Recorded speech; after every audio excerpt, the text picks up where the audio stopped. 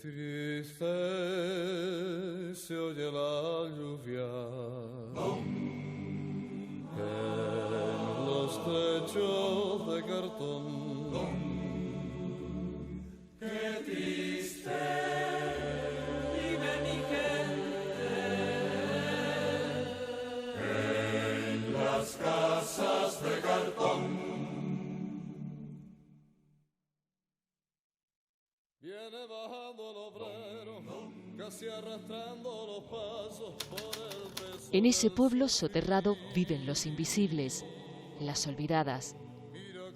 En ese mundo puso la vista un Galdós silencioso, observador, que supo ver la injusticia a la que se somete a los más vulnerables. Le dedicó su misericordia a ese tormento y les regaló algo eterno, lo prohibido, la gloria de la literatura. Ese joven de provecho quiso despejar la incógnita que aún hoy sigue sin despejarse. ¿Cuál es la razón de la sinrazón? Alexis Ravelo, bienvenido, gracias por aceptar esta invitación. Bien hallada y gracias por traerme a este sitio tan lindo. ¿Cómo te presento? ¿Como escritor o escribidor calvo? Yo me suelo presentar como escribidor calvo, es lo más evidente, ¿no? Ya lo de que sea escritor ya lo dirá el mañana. Oye, cuéntanos, ¿en qué estás trabajando ahora? Ya vas casi 20 trabajos entre novelas, cuentos, relatos. ¿En qué estás ahora metido? Estoy ya con las pruebas de la última novela de Eladio Monroy que nos queda por publicar en Al Revés. Sabes que estamos con Editorial Al Revés, estamos recuperando toda la serie de Eladio Monroy, ahora se editará Morir despacio, saldrá en octubre, y con las pruebas de una novela que ya, por cierto, va a ser una primicia, todavía no se sabía, sale a finales de septiembre, con Ciruela y que se titula Un tío con una bolsa en la cabeza. Te hemos traído al antiguo cuartel del Colmenar. Aquí fue donde estuvo destinado el abuelo de Galdós y donde nació el padre de Galdós. Sí. Y esos orígenes militares, de esa familia militar, pues fue lo que le llevó un poco a Galdós a escribir sus episodios nacionales. Cuéntanos qué significa los orígenes en la obra de un escritor, ¿cómo influyen? Los orígenes son fundamentales. A veces para favorecer que siga perpetuando una tradición, a veces para contestarla, ¿no? Para dialogar contra ella, ¿no? Digamos que esas vivencias que tienes en la infancia, esos primeros relatos que tienes a tu alrededor son los que van a conformar tu mirada. Mi mirada, por ejemplo, está muy condicionada, fíjate tú, por el western, porque mi padre conoció a mi madre. Mi padre era cambista de novelas de Marcial Lafuente, Estefanía y este tipo de cosas, y recuerdo que los primeros relatos que oí fueron esas mismas novelas que mi padre me contaba, porque él no estaba para cuentos infantiles, ¿no? Y al final, bueno, he terminado en el género negro, que es, digamos, el western actual, ¿no? El paisaje de tu infancia condiciona absolutamente todo lo que vas a hacer, ¿no? Y yo creo que aunque Galdós luego desarrolla su obra, quitando La Fontana de Oro y poquito más, la desarrolla estando ya en el continente, ¿no? Y desde una perspectiva continental, esa mirada eminentemente insular que tiene Galdós y esa mirada a la tradición que había vivido, esa mirada hacia la costa, esa mirada hacia el mar, siempre está en Galdós. Esta es la calle Pérez Galdós, en Valsequillo, en Gran Canaria. A escasos metros de aquí está la Biblioteca Municipal Benito Pérez Galdós. ¿Por qué hay tantas referencias al escritor aquí, en Valsequillo? Pues porque era de aquí. Tengo una casa. Bueno, su padre era de aquí.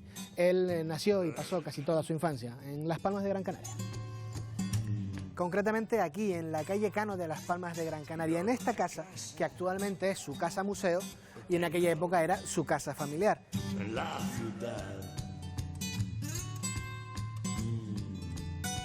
Porque, digámoslo claro, Galdós no se sacudió la tierra canaria de los pies al llegar a Madrid. Canarias siempre fue su pueblo. Efectivamente, Pérez Galdós no sintió nunca desprecio por Canarias, sino más bien al contrario. Bueno, él vino varias veces, en concreto cuando se fue en el 62, en la década del 60 vino 3 veces, luego tardó en venir, pero que siempre que pudo y le fue posible vino. Lo de esa leyenda, más me llama leyenda negra, tiene que ver eso con su compromiso político, luego también tiene que ver pues también con ciertas rencillas, se creó como en el mundo literario también. Las personas que conocieron a Galdós lo que dicen es que nunca perdió el acento canario y que no desterrara algunas palabras, giros del habla canaria. Eso se puede ver en su obra y de hecho hay muchos estudios. Incluso como él corregía mucho, que los dejaba intencionadamente, ¿no? Hay más que, vamos, es evidente y si no vengan aquí a la casa. Y también, por supuesto, lean a Galdós, que tenemos razones de sobra para sentirnos orgullosos.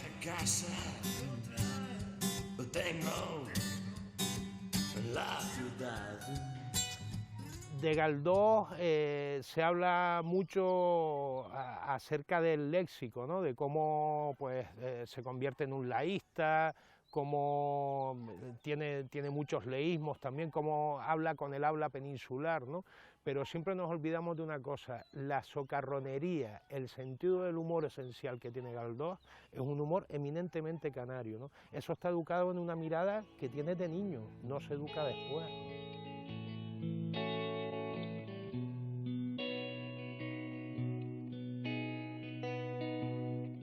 ¿Qué cosas malas tiene estar fuera para un artista? Yo creo que malas no tiene ninguna.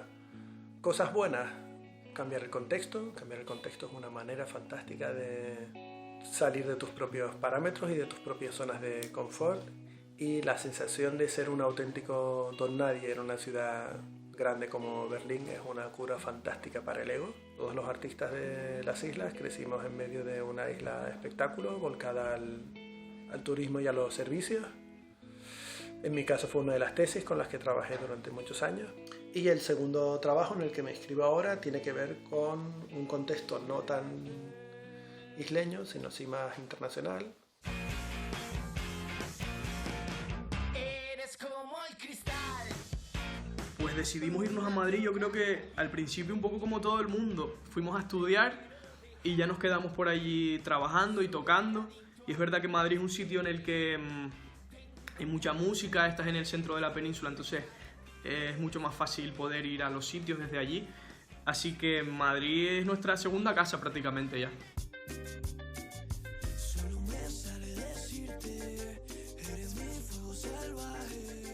Cosas que no serían tan buenas, pues sería el hecho sobre todo de echar de menos allí nuestra tierra, nuestra gente. Pero afortunadamente se requieren bastante nuestros servicios allí dando verbenas y vamos con frecuencia, así que por ese lado guay. En nuestro caso, las Islas Canarias, pues una particularidad muy grande que sería que es el nexo entre Latinoamérica y Europa en muchos aspectos y en el musical sobre todo. En Canarias mamamos de todos lados en ese aspecto y nosotros como buena orquestita canaria tiramos por eso.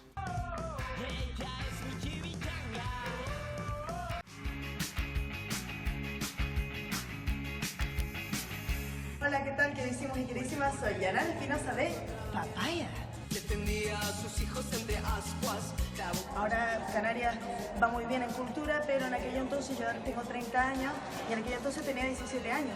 Tenía que salir pues para realizar mi carrera musical, conectar con otros músicos, sobre todo para viajar. Relacionas con gente que está en tu misma onda, gente que tiene mucha más carrera que tú, que te puede aconsejar, que te puede influir, tiene más inspiración, más cosas culturales a las que ir para ir motivando ese ser que uno tiene dentro de inquietud. Tu obra es reconocida, premiada fuera, sin embargo eres fiel al habla canaria. ¿Crees que es una prueba que demuestra que no solo es entendible, sino exportable también? Cuando comencé a escribir, cuando comencé a publicar, pues fui víctima de aquellos complejos que teníamos. No, tienes que escribir en un español estándar para que te lean fuera. Todavía se utilizaba el vosotros, ¿no? Al escribir se utilizaba en la lengua culta, incluso autores como Pedro García Cabrera escribían con el vosotros a la hora de escribir porque juzgaban que el ustedes no era una forma culta de hablar, ¿no? Pero yo entendí que precisamente lo que le daba valor a mi escritura es que era recoger esa musicalidad de nuestro español, igual que cuando lees a un autor gallego o a un autor catalán, ellos están llevando la música, incluso cuando escriben en castellano están llevando la música de su dialecto y de sus lenguas al texto, ¿no? Y de hecho he descubierto que lo que le gusta a muchos lectores de fuera precisamente es que yo escriba en canario. Yo he tenido experiencias maravillosas con lectores y con lectoras fuera, ¿no? No sé, he estado en festivales fuera en los que de repente viene una lectora, ¡ay, me gustó mucho su novela, pero hay una palabra que todavía no termino de entenderla! Y la traía escrita y dice, ¿qué significa culichichear? ¿Pero qué ruido es este? ¿Quién corretea en mi cerebro? ¿Quién anda arriba? Ya, es la gota de mercurio que se ha salido de su gaveta. Gaveta es un arcaísmo léxico. Gaveta es una palabra castellana 100%, que se perdió en la península, o se ha perdido casi, y aquí se ha mantenido. Es lo que se llama un arcaísmo léxico, mal llamado arcaísmo léxico, porque un arcaísmo es una palabra que se ha perdido. No se ha perdido, aquí está viva. Un canarismo es una palabra, una expresión, una forma, una construcción propia de la modalidad del español de Canarias. Eso es un canarismo. Ahora bien, eso no quiere decir que el español de Canarias sean todo canarismos. Canarismos son unos elementos específicos, gofio, totizo, etcétera, ¿no? Y nos van saliendo sin darnos cuenta. ¿Por qué los canarios no utilizamos con más espontaneidad nuestras voces propias? Pues sí, es verdad, puede haber un cierto complejo que viene dado probablemente porque nuestra norma siempre se ha valorado según un modelo foráneo, que es el español castellano. En nuestro español se aspira perfectamente la S, se pronuncia perfectamente la S en lugar de la Z y se dice ustedes en lugar de vosotros. Pero esa seguridad no la tenemos, o no la tienen todos los canarios ni todos los escritores canarios. Parece que veo tu susto y congoja al considerarme tan cerca de ti, pero hace 8 días que no nos hemos visto. He jurado que esta ausencia de ti concluirá pronto y concluirá. El corazón me dice que te veré. Maldito sea yo si no te veo.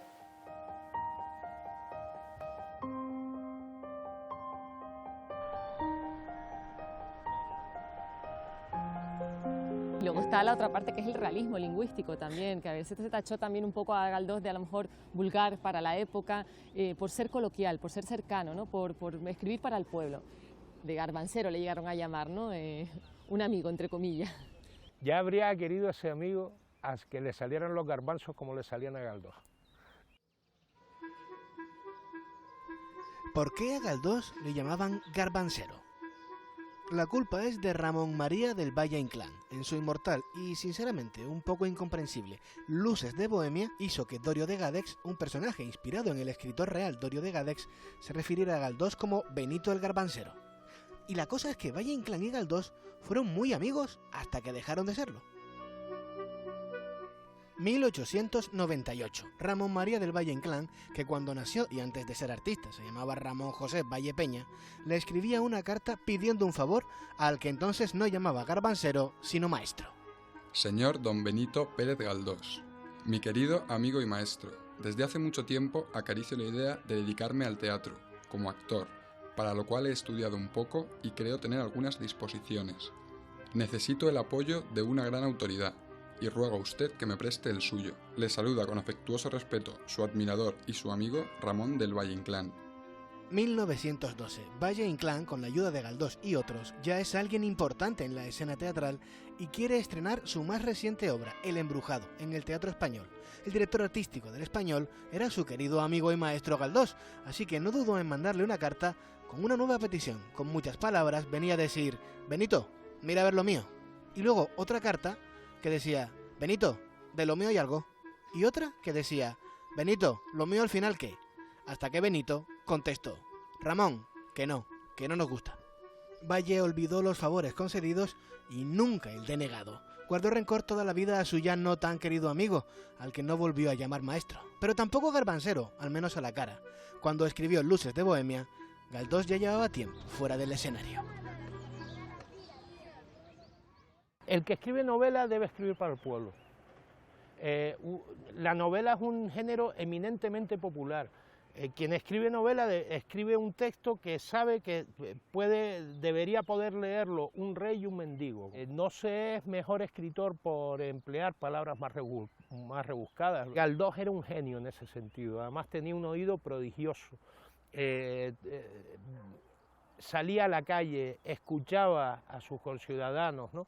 Y además tenía esa inteligencia para entender que que un burgués y alguien que está pidiendo en la puerta de una iglesia no hablan igual, ¿no? Que el gaditano también habla de otra manera distinta a la del de Santander, etcétera, etcétera. No comprendía que una palabra cariñosa, un halago, un trato delicado y amante que hicieran olvidar al pequeño su pequeñez, al miserable su miseria, son heroísmos de más precio que el bodrio sobrante de una mala comida.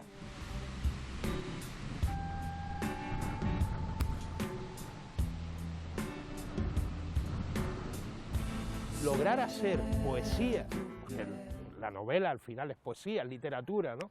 Cumple la función poética del lenguaje, con el habla, con las voces de la calle, con las voces del sitio determinado donde estés trabajando, esa es la labor de un autor. Bueno, el habla canaria está presente en tu obra, pero realmente está presente Canarias en general, o sea, Las Palmas de Gran Canaria se puede conocer leyéndote incluso.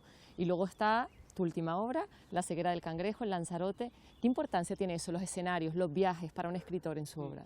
Hay que escribir sobre sitios donde has estado como viajero, donde has vivido, donde has sufrido, donde has amado, donde has ido al bar más cutre, ¿no? Y además no una vez de casualidad, sino todos los días, ¿no? Es mucho más fácil escribir sobre el territorio que te es cercano, pero lo interesante no es escribir sobre un determinado sitio o sobre otro, sino encontrar lo que hay de universal en ese sitio, ¿no? Porque al final todos los seres humanos somos seres humanos, ¿no? Y hay que encontrar lo que hace ser humano a la persona que vive en ese sitio.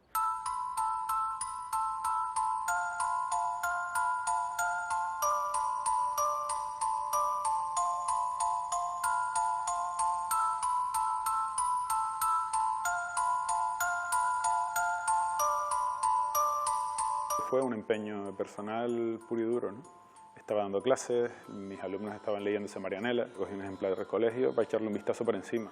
Y ahí fue como un boom, ¿no? Igual te pones a ver una película que viste en los 80 a la vez y dices que es una basura, pues aquí sucedió todo lo contrario, ¿no? Para mí era como vaya peñazo y de repente fue, este es un genio y menuda maravilla.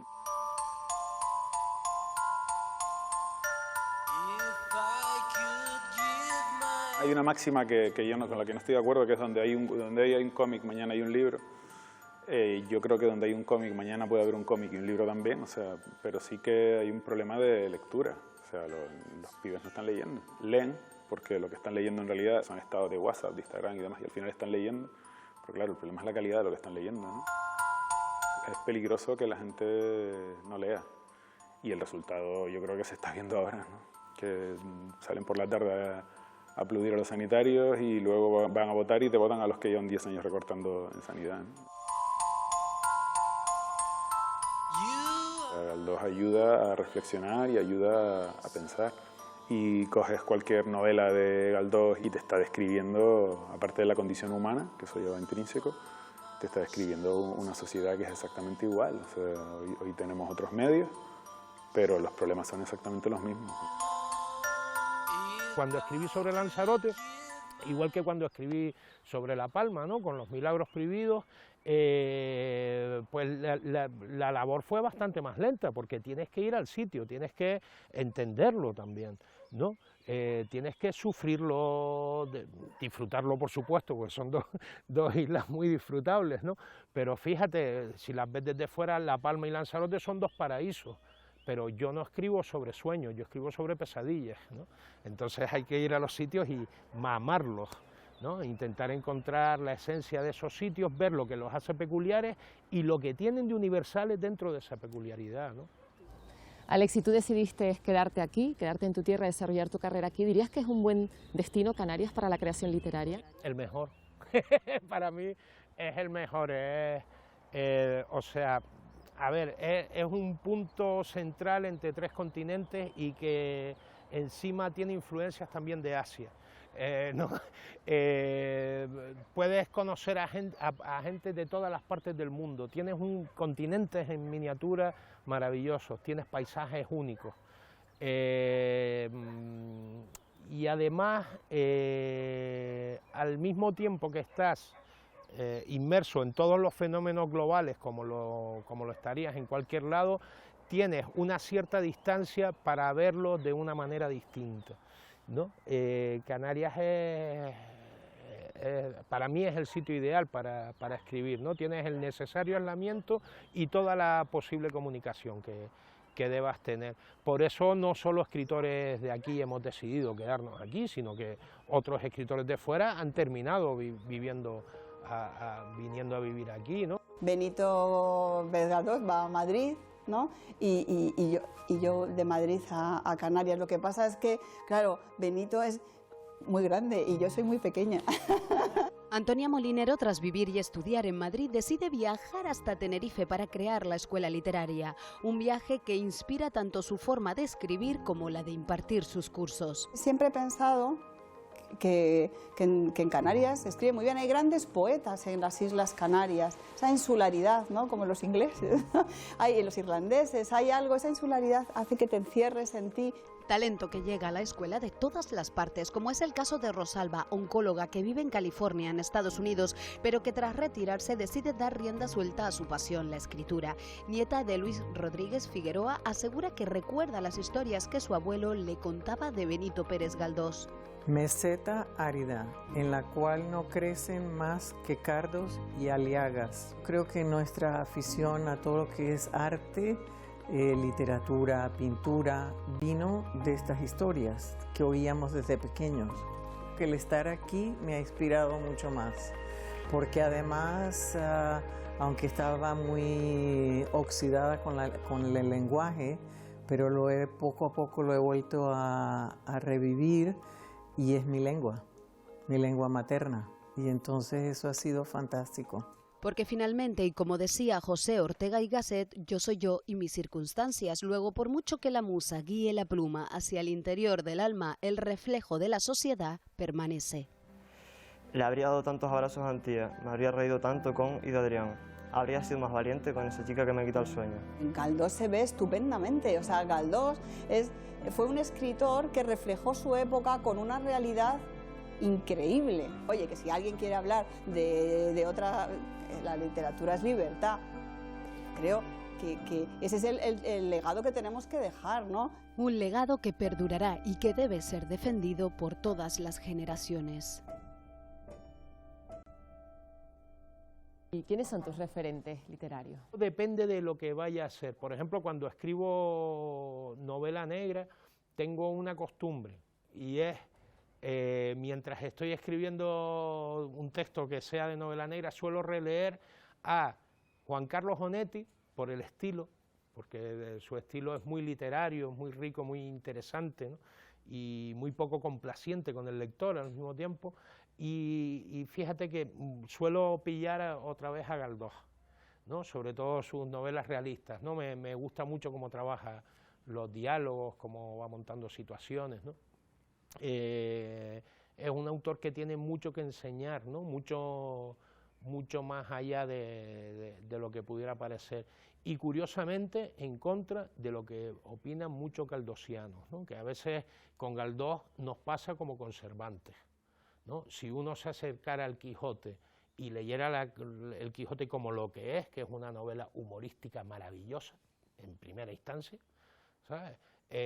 Lo leeríamos mucho más, pero claro, cuando uno va a leer el Quijote ya viene con los rollos aquellos que te soltaban los profesores en el instituto, ¿no? Y cubrimos el texto con una pátina de academicismo que al final hace que el texto se estropee. Y a Galdós en muchas ocasiones le ha pasado igual, ¿no? Muchas veces los prologuistas de Galdós, sí es cierto que tenemos grandes prescriptores de Galdós que nos han preparado muy buenas ediciones, pero también es verdad que a Galdós lo han cogido todos los pesados del mundo, ¿no?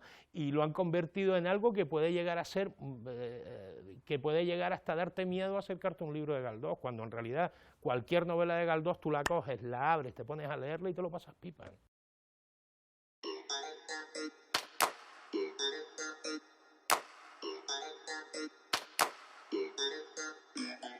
Me parece una estrategia de crear familiaridad con el universo galdosiano a través de lo cotidiano, ¿no? Yo vivo en la calle Tristana.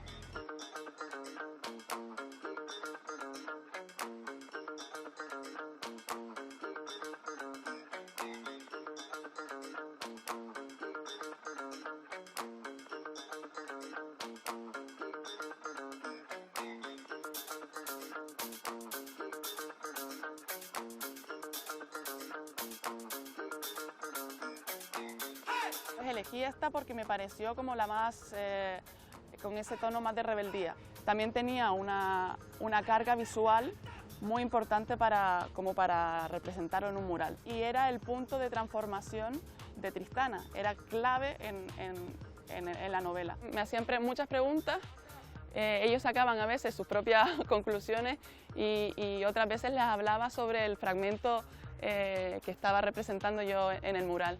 Y después una vez también salieron los alumnos del cole y se pusieron aquí todos como muy privados, ¿no? de ver el proceso vivencial también de estar viendo cómo alguien pintaba y que además tenía relación con el nombre de su cole, ¿no? Además de que haya como una contextualización y un ambiente en el barrio, creo que falta después un poco de dinamización, o una guía o un recorrido por las calles con unas explicaciones o una experiencia inmersiva dentro del barrio, algo que lo lleve a conocerlo de verdad. ¿Cómo hubiese sido Galdós con un Twitter? La bomba, hubiera sido la bomba. Fue un señor que además no se cayó nunca cuando entendió que no se tenía que callar, ¿no? Por lo que yo sé de su vida y por lo que he leído de él, ¿no? Y además fue un hombre que supo ser siempre crítico consigo mismo, ¿no? Y además era un señor que yo creo que no se callaba ni debajo del agua, ¿no? Entonces, frente a las injusticias, frente a las veleidades del poder, frente a todo este tipo de cosas, Galdós no se habría callado. No sé si habría sido muy tuitero, ¿no? Pero en Facebook habría hecho unos novelones estupendos, ¿no? Porque es verdad que lo breve no era lo suyo, ¿no? Lo de él era extenderse. Pero sí que pienso que no se habría callado y que habría mantenido grandes polémicas, ¿no? Con quien se lo mereciese. Porque es algo que que quizá no hemos terminado de entender todavía hoy en día, ¿no? Las grandes polémicas se mantienen con gente que también es grande, ¿no? Con gente con la que vale la pena discutir. Un mundo llenito de sueños que robas a otros que creen tus discursos. Anhelo la tranquilidad de una vida sin luchas, sin afanes, ni envidioso ni envidiado, como dijo el poeta.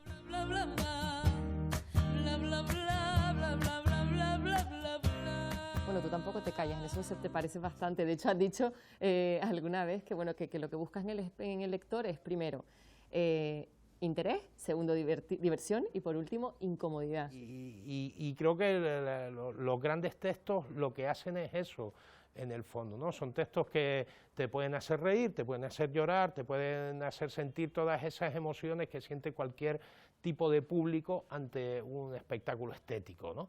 Pero después debe dejarte preguntas, ¿no? Los libros importantes son los que nos hacen plantearnos preguntas, los libros que nos intentan dar respuestas se llaman catecismos. ¿No? Bueno, para terminar, Alexis, te voy a pedir que nos recomiendes un libro, bueno, no, mejor dos, uno tuyo y uno de Galdós. Yo por cariño quiero mucho a un libro que no es de género, que es la única novela mía en la que no hay sexo y violencia, y que se titula La otra vida de Ned Blackburn. Y de Galdós, se pueden recomendar muchas novelas de Galdós. Yo me quedaría siempre con Misericordia, es la mejor para acercarse a Galdós, en mi opinión, porque es breve, porque están todos los temas esenciales de Galdós ahí, y porque es maravillosa, y además, saliendo de lo literario, yendo a la historia, a la política, ¿no? Vemos la descripción perfecta del pueblo español, ¿no? Benigna es una mujer que sale a pedir limosna para mantener a una clase ociosa que vive por encima de sus probabilidades y que luego le es absolutamente ingrata a Benigna cuando se enteran de que está haciendo eso en un golpe de suerte que ellos están teniendo. Me parece que no hay novela que describa mejor a España, y de hecho Galdós la escribe como una gran crítica al fallido regeneracionismo de ese momento, ¿no? Él entiende perfectamente, él está viendo de cerca el drama de ese pueblo español que, igual que en la guerra napoleónica, está diciendo vivan las caenas, ¿no? Entonces, bueno, me parece una novela brutal. Aparte de que desde un punto de vista humano tiene unos personajes, sobre todo Benigna, ¿no?, que son absolutamente emotivos, que despiertan nuestra empatía, y es de esas novelas en las que ríes, lloras y que después te dejan incómodo, ¿no?, y te dejan pensando acerca de la realidad. Cada día naces más fuerte, que solo nazco una vez. No veo la felicidad en el matrimonio. Quiero, para expresarlo a mi manera, estar casada conmigo misma y ser mi propia cabeza de familia. Y no sabré amar por obligación. Solo en la libertad comprendo mi fe constante y mi adhesión sin límites.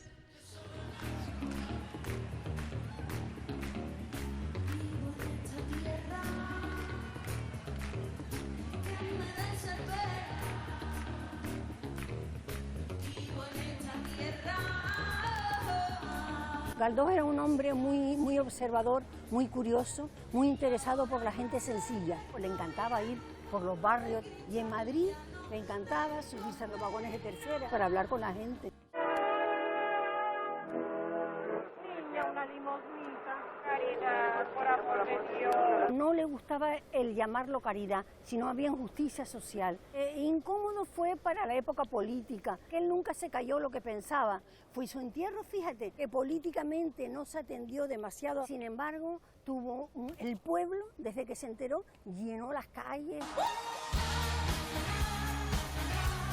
Fue un gran defensor de las mujeres, demostrar que eran capaces de defenderse. Tristana era una mujer de aquella época que tenía ínfulas de ser independiente. Los hombres en ese momento se asustan de esas mujeres.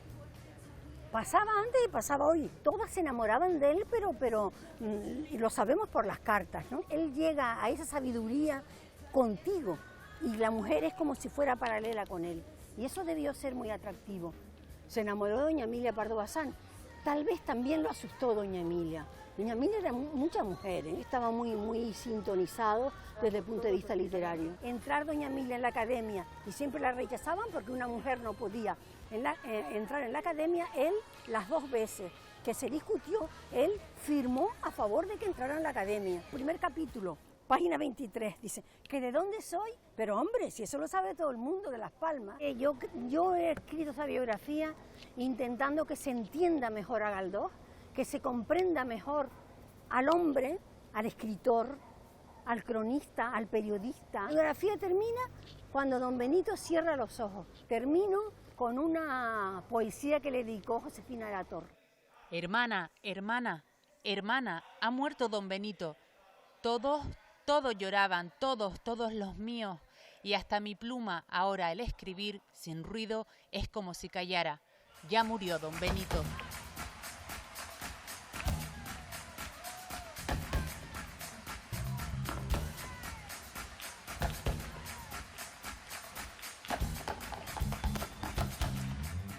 Alexis Ravelo, muchas gracias por estar con nosotros, por aceptar esta invitación y mucha suerte con lo que está por venir. Nada, un placer y nada, que nos vaya muy bien a todos. 100 años han pasado desde que Galdós nos dejó. Le sobrevive una ingente obra que fue reflejo de su tiempo, pero que aún es aplicable a nuestros días. Un siglo no ha sido suficiente para considerar caduco ese retrato de una sociedad desigual. Abajo del puente en el río hay un mundo de gente, abajo en el río en el puente, y arriba del puente las cosas pendientes, la gente que pasa, que mira y no siente, tomates, lechugas y pan del mercado, te quiero, te odio, me tienes cansado, y arriba del puente las cosas de siempre, no quiero mirarte, no quiero quererte, café con azúcar, quiniela y olvido, quién sabe.